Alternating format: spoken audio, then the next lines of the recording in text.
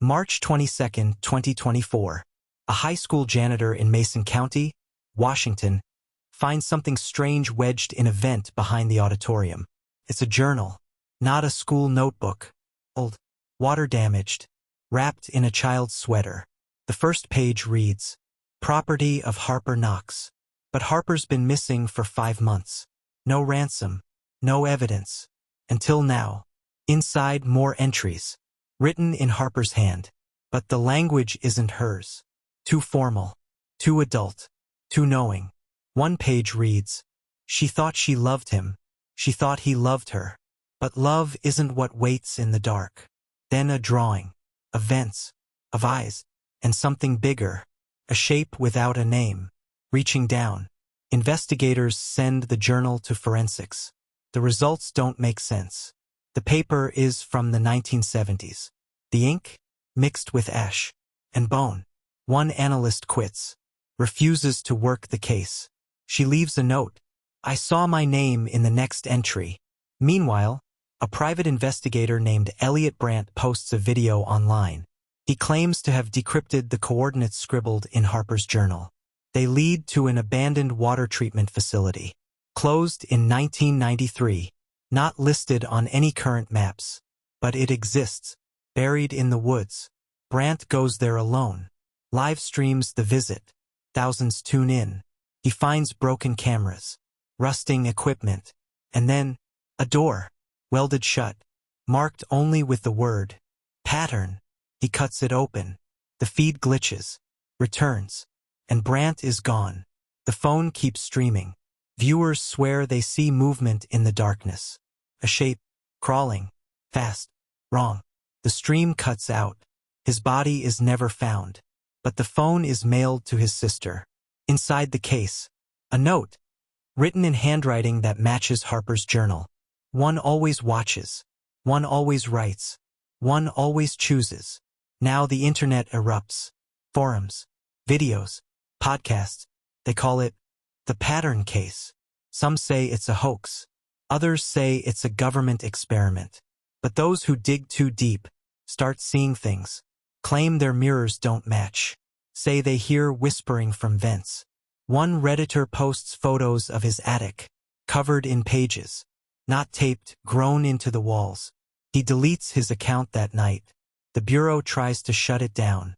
But then, a box arrives at WQYN radio station. No return label. Inside, a baby monitor. Turns on by itself. Static. Then a voice. Claire's voice. "He made me remember. He made me write it down. It's not a journal. It's an invitation." The monitor sparks, burns out, and the recording ends. Now local police issue a statement, warning citizens not to tamper with air ducts or attic vents. But it's too late. Across 3 states, families report the same nightmare.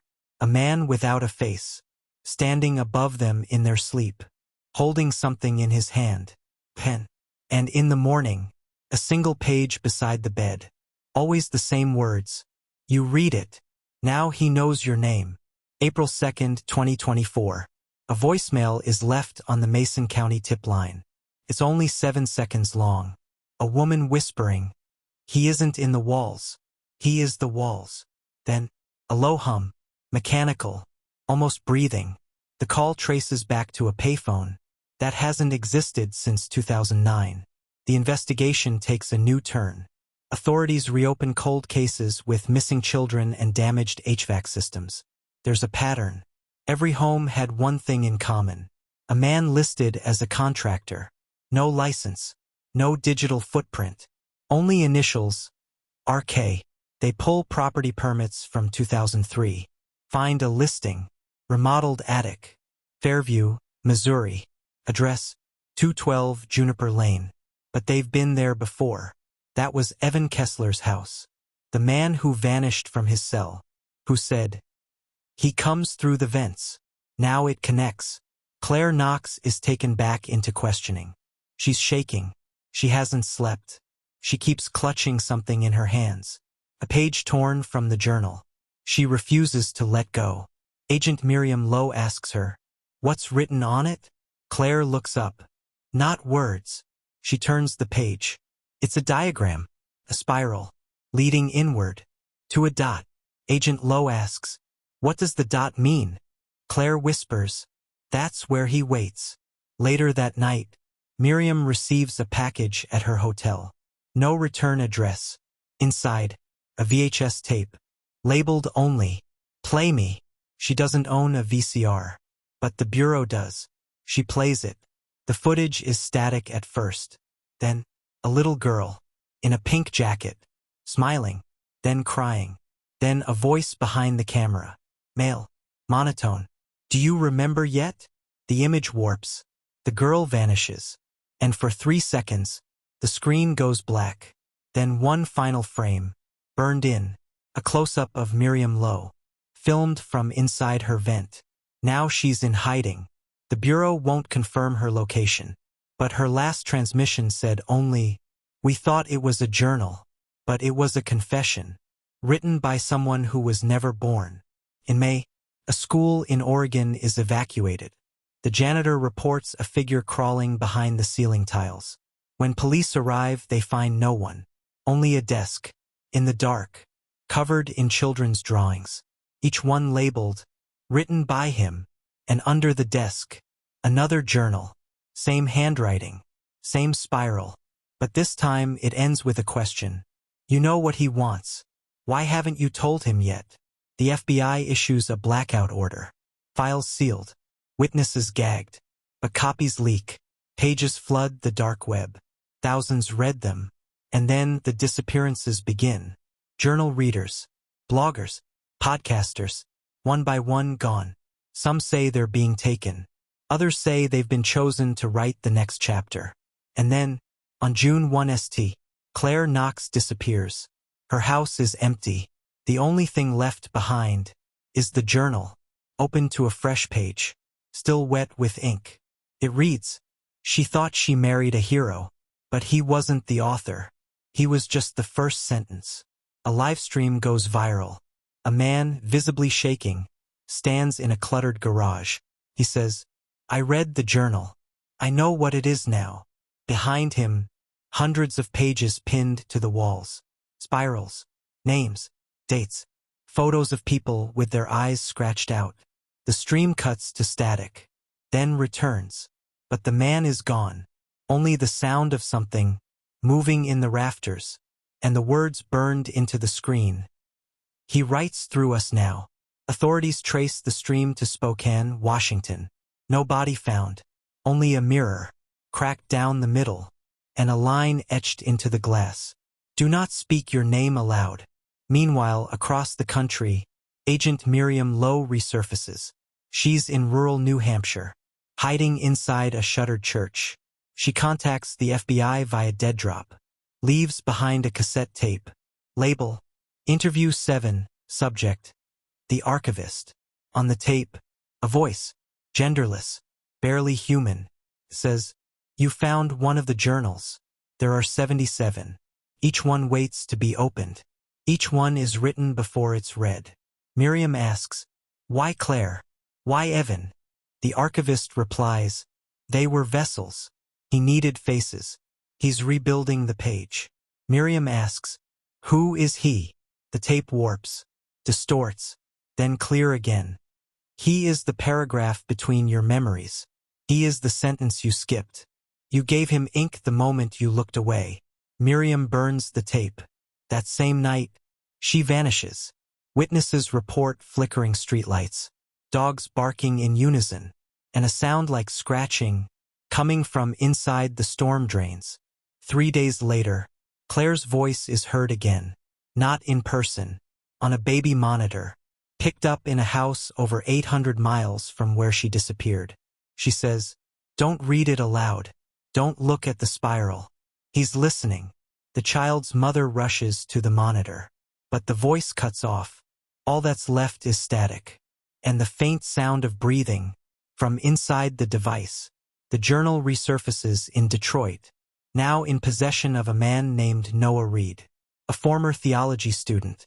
He contacts True Crime News anonymously, sends scanned pages, and one voice memo. In the memo, Noah says, "This isn't just a journal. It's a transcription. Someone or something is documenting us. He flips a page, reads the sentence aloud. Noah lifts the page and reads the sentence aloud. He pauses, breathing hard. It's writing me as I speak. It knows what I'll say before I do. Then silence. Then a whisper. It's behind me now. Transmission ends. Investigators arrive at Noah's apartment. They find no sign of him. But his voice continues to play, on every radio within a 1-mile radius. The last phrase, "You can't escape punctuation." July 11th, 2024. New footage appears online. CCTV, grainy, timestamped 3:33 a.m. A figure crawls out of a school vent. Too thin, too long, dragging a box. The box is labeled Journal 14. It disappears into the darkness. Authorities refuse to comment, but internal memos leak. An email sent to federal agents reads, "The journals are spreading. Do not read them aloud. Burn on site. If you've already read one, report to Archive Division." But Archive Division doesn't exist. Not officially. Not anywhere. And yet, more people go missing. More pages are found. Each one ending in the same line. He thought he was the writer, but he was only the pause before the scream. August 2nd, 2024. A rural library in Vermont burns to the ground. Cause: unknown. Surveillance footage shows a woman entering at 1:12 a.m. She matches Claire Bennett's description. But Claire has been missing for over a year. Inside the ashes, investigators find a single item untouched by fire. A leather-bound book. Stamped on the cover. Volume 22, Beneath the Reflection. The contents: drawings, not words. Each page a distorted child sketch. Faces without eyes, mirrors without reflections, doorways labeled exit that lead nowhere. One image appears over and over. A spiral, always turning inward, always black. A marginal note in red ink reads, "If you've seen this before, it's already too late." The book is sent to FBI analyst Victor Haynes. He reviews it over a weekend, calls his supervisor Monday morning, leaves a single message. The journal isn't recording what happened, it's designing what will, and we're just reading our parts. Victor vanishes the next day. His apartment stripped, even his nameplate removed. It's as if he never existed. But someone keeps sending files from his account. Encrypted. Time-stamped from future dates. One file labeled, Claire, Final Draft. Contains only one sentence. "I watched myself forget." Across the country, reports grow. Whispers in vents. People claiming their reflections aren't sinking. Children drawing spirals in their sleep. One girl, age 9, disappears in front of her class. Poof, gone. But her voice remains. On the intercom, on voicemail, on baby monitors, always repeating, "He's editing us." Meanwhile, Detective Elisa Marlowe discovers something buried in a cold case folder from 1987. A torn page, same handwriting as Evan's journal, same spiral, but dated 36 years earlier. She runs a forensic comparison. Confirmed, same ink, same age of paper. But the test reveals something stranger. The ink contains no pigment, just carbon and human DNA. The page reads, "She'll think he's her husband. He'll think he's in control." But neither of them remember who wrote it. Elisa calls the lab, tells them to stop testing. But the page is already gone.